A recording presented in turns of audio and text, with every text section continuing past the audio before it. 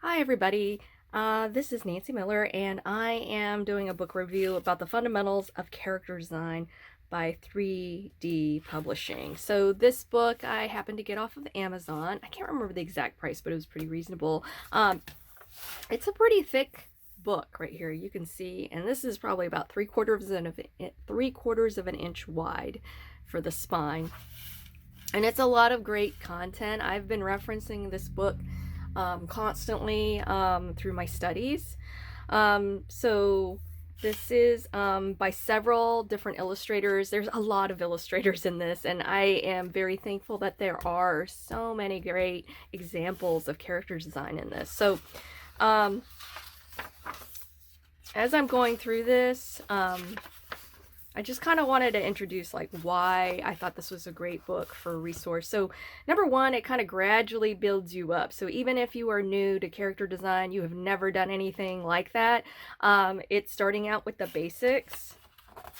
And it really works its way through different processes of like ideation, which is really important for illustrators to think about, like how you're coming up with, ideas for characters, shape language, simplifying things, like here's the research, why is research important, depending on the kind of character you want.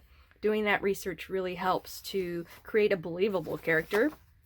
I like these kind of things, like what's good, what's not working, and then they explain it. So they do that throughout the book. I thought that was great.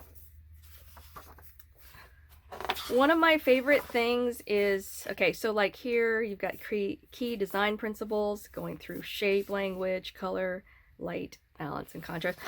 So one of my favorite things is that there, as you go through this, you can already tell like all the different illustrators that they have utilized or hired to do these different principles and then demo it out. And I think this is really amazing because it really helps you have a wide vocabulary of how different artists handle different things.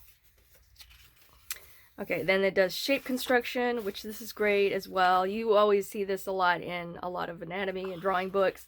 Probably one of the things I wish, because I don't think they had this with the heads for children. Like, I think that would have been really nice if they did a lot of age range of children's. I mean, later on they do go into kids, because I'm interested in children's book illustration specifically. All right, lines of action and movement, which we always think of with gesture, because gesture does so much to communicate what the story is and the emotions and feelings. So a lot of great tips there. So this is great here. This is when you start seeing more of the different artists and how they handle their different characters. A lot of great examples. So a lot of variety. And then even goes into faces. These are great. So yeah, I just overall loved how it gradually builds you up, and then even age, posture, because that's really important. Like, so here's the part with the child character, but I felt like for me, I wanted more in that section because I'm specific to children's book illustration. Props, costumes as well. Because that really helps tell the story, the narrative. Okay, and then different kinds of characters, heroes and villains. Okay, now this is, I think, what really levels up anybody's work as an illustrator, when you start having multiple characters to tell the narrative. One character is great, but then you're really just focusing on character design. Once you introduce the second character or third character, you really help tell that story. So I love all of this. I thought this was especially really helpful because you can see how they're interacting, how you can think about your compositions, and how you pull all that together. I love that they included the thumbnails here. Look at how rough these are. This is great. So that was really helpful to see, going from simple to more and more specific. Because if you figure out what is not working at this stage, if it's not working at this stage, then it's not going to really work at this stage. So this, thumbnails are cheap. They don't take a lot of time. And if you do more studies here, usually this works out a lot better. I think that's really hard for newer illustrators because they don't really want it. They want to get to this. but this part is really important.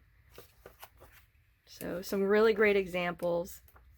And then last thing here, there's an idea grid. Like if you are teaching this, I think this would be great to make this a kind of game or something like that, where you could have students randomly pick one from each column and then put it together for a character. These are all the amazing contributors. But yeah, great book, has an index and everything. They also do other books as well.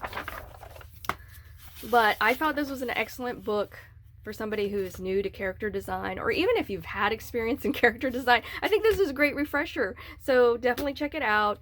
I'm going to put some links in the description box, and you can see if it's something that you want to order. But thank you guys for listening, and I apologize that I did a first video on it and it was really had some issues with when I exported it, and I never caught it until somebody commented. So thank you to the person for commenting, and everybody have a nice day. Happy illustrating. Bye.